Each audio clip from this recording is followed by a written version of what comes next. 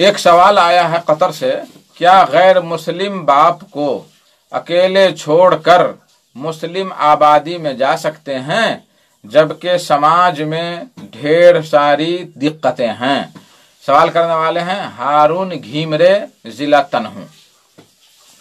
جواباً عرض ہے کہ والدین کی خدمت کرنا واجب ہے، بلکہ ہجرت اور جہاد فی سبیل اللہ سے بھی اجر و ثواب میں زیادہ آگے ہے، چاہے والدین کافر ہی کیوں نہ ہو۔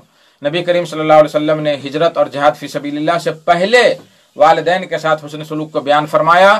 فرماتے ہیں ابن مسعود رضی اللہ عنہ کی حدیث ہے، وہ کہتے ہیں سألت رسول اللہ صلی اللہ علیہ وسلم ای العمل احب الی اللہ، کہ کون سا عمل سب سے زیادہ اللہ کے نزدیک محبوب ہے؟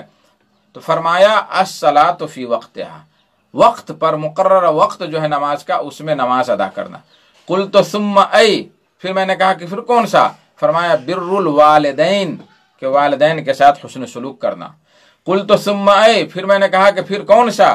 تو آپ نے فرمایا کہ الجہاد فی سبیل اللہ، اللہ کے راستے میں جہاد کرنا۔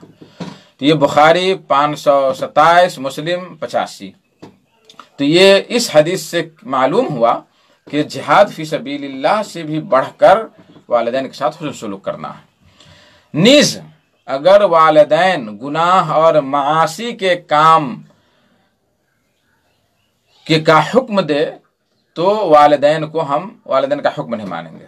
اگر گناہ اور معاصی کے کام گاؤں میں، شہر میں ہو رہے ہیں، جس گاؤں میں وہ رہ رہا ہے انسان، اور جس گاؤں میں والدین ہے، وہاں گناہ کا کام زیادہ ہو رہا ہے، اور ان گناہ کے کاموں کو دیکھ کر والدین کو اکیلا اگر چھوڑ کے گاؤں چھوڑ کے جا رہا ہے، جبکہ والدین کی خدمت یا والد کی خدمت کرنے والا کوئی نہیں ہے، تو اس پر ضروری ہے کہ والد کے پاس رک کر ان کی خدمت کرے، کیونکہ کوئی بھی جگہ گناہ اور معصیت سے خالی نہیں۔ آپ اس جگہ سے بھاگیں گے دوسری جگہ آپ کو گناہ ملے گا۔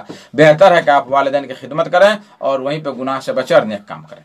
اس ضمن میں ایک حدیث آئی ہے، عمرو بن عاص رضی اللہ تعالیٰ عنہ کی حدیث ہے کہ اقبل رجل الی نبی اللہ صلی اللہ علیہ وسلم فقال ابایعک علی الہجرۃ والجہاد ابتغی الاجر من اللہ۔ ایک شخص نبی صلی اللہ علیہ وسلم کے پاس آیا اور کہا کہ میں آپ کے ہاتھ پر ہجرت اور جہاد کے لیے بیعت کر رہا ہوں۔ ہیلو، ہجرت اور جہاد کے لیے بیعت کر رہا ہوں، اللہ سے اجر کی تلاش کر رہا ہوں، اجر طلب کر رہا ہوں۔ تو آپ صلی اللہ علیہ وسلم فرمائے کہ حل من والدیک احد حی، کیا تمہارے والدین میں سے کوئی بھی زندہ ہے؟ تو اس نے کہا کہ ہاں، بلکہ لا، میں دونوں کے دونوں زندہ ہے۔ تو کہا فتبتغی الاجر من اللہ، تو تم جاؤ، ہاں فتبتغی الاجر من اللہ، کیا تو اللہ سے اجر کی تلاش چاہ رہا ہے؟ تو اس نے کہا ہاں۔ تو کہا ارجع الی والدیک فاحسن صحبتہما، اپنے والدین کی طرف لوٹ جاؤ اور ان دونوں کے ساتھ اچھا معاملہ کرو، اچھی بات سے چلو۔ ان دونوں حدیث سے پتہ چل گیا کہ والدین کی خدمت کرنا کتنا بہتر ہے۔ اب آئیے آپ کے ہارون صاحب کے سوال کی طرف آتے ہیں۔ ان کا سوال ہے کہ غیر مسلم والد کو اکیلا چھوڑ کر مسلم آبادی میں جا سکتے ہیں جبکہ سماج میں ڈھیر ساری دقتیں ہیں؟